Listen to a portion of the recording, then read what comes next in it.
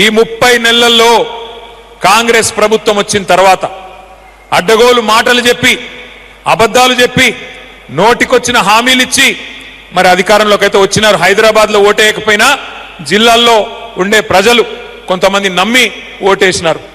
ఓటేసిన తర్వాత ఇవాళ పరిస్థితి ఏందయ్యా అంటే 30 నెలల తర్వాత రేవంత్ రెడ్డి గారు ముఖ్యమంత్రి గారు ఆ రోజు పిసిసి అధ్యక్షుడిగా పెద్ద పెద్ద మాటలు చెప్పిండు. కేసీఆర్ గారు ₹1,00,000 ఇస్తే పెళ్లికి నేను తులం బంగారం ఇస్తా. కేసీఆర్ గారు ఇచ్చే డబ్బులు టైంకి వస్తలేవు, మీరు లగ్న పత్రిక పెట్టుకోగానే వెంటనే మీ ఇంటికి తులం బంగారం పంపిస్తా అని పెద్ద పెద్ద మాటలు. రైతులకి 10,000 కేసీఆర్ గారు ఇస్తే నేను 15,000 ఇస్తా. కేసీఆర్ గారు 2,000 పెన్షన్ ఇస్తే నేను 4,000 ఇస్తా. అత్తకి 4,000, కోడలికి 2,500 అని చెప్పి నోటికొచ్చిన మాటలు చెప్పి అడ్డగోలు హామీలు ఇచ్చి 6 గ్యారంటీలు, 420 హామీలు, 13 డిక్లరేషన్లు, చాంతాడంత పుస్తకం రాసి ఒక్కొక్క వర్గాన్ని బుట్టలో వేసుకొని మొత్తానికి గద్దెకెక్కిండు ముఖ్యమంత్రి గారు. ఇంకా మీకు గుర్తుండాలా, వాళ్ళ పార్టీ నాయకులు గ్యారంటీ కార్డులు కొట్టించింది. గ్యారంటీ కార్డులు ఏమన్నారు, మీకు 100 రోజుల్లోనే 100 दिनों में हर कुछ कर देंगे, आपके लिए हर चीज कर देंगे. 100 రోజుల్లోనే అన్ని ఇస్తాం. 100 రోజుల్లోనే 4,000 పెన్షన్ ఇస్తాం. 100 రోజుల్లోనే తులం బంగారం ఇస్తాం. విద్యార్థులకి 5 లక్షల భరోసా కార్డు ఇస్తాం.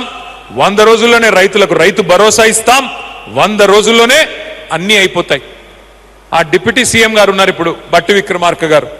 ఆయన అయితే ఏం చెప్పిండు, ఈ కార్డు చాలా విలువైన కార్డు, దీన్ని భద్రంగా పెట్టుకోండి, దాచిపెట్టుకోండి, 100 రోజులు పట్టుకోండి, తర్వాత మా నాయకులు మా కార్యకర్తలు వచ్చి మీకు ఒక్కొక్కరికి చెప్పిన ప్రతి హామీ 100 రోజుల్లోనే చేసే బాధ్యత మాది అని చెప్పి ఆ రోజు ఛాతీ గుద్దుకొని మరీ చెప్పినారు.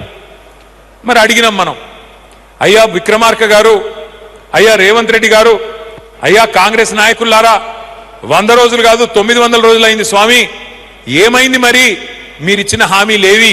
420 హామీలు ఇస్తిరి ఏవి అంటే, మొన్న ఈ మధ్యన ముఖ్యమంత్రి గారు చాలా విచిత్రంగా మాట్లాడుతున్నాడు. కొత్తగా మొన్న ఆదిలాబాద్ పోయి అక్కడ స్పీచ్ ఇస్తున్నాడు ముఖ్యమంత్రి గారు.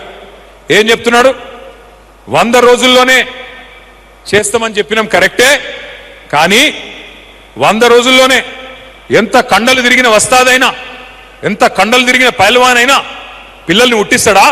మనకు తెలియదట.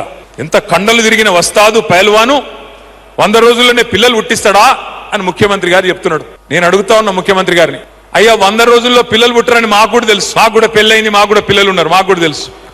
కానీ నేను అడుగుతున్నా రేవంత్ రెడ్డి గారు, 100 రోజుల్లో పిల్లలు పుట్టలేదు ఓకే, 3 నెలల్లో పుట్టలేదు ఓకే, కానీ 30 నెలల్లో కూడా పుట్టకపోతే మరి ఏమని విలువాలి నిన్ను?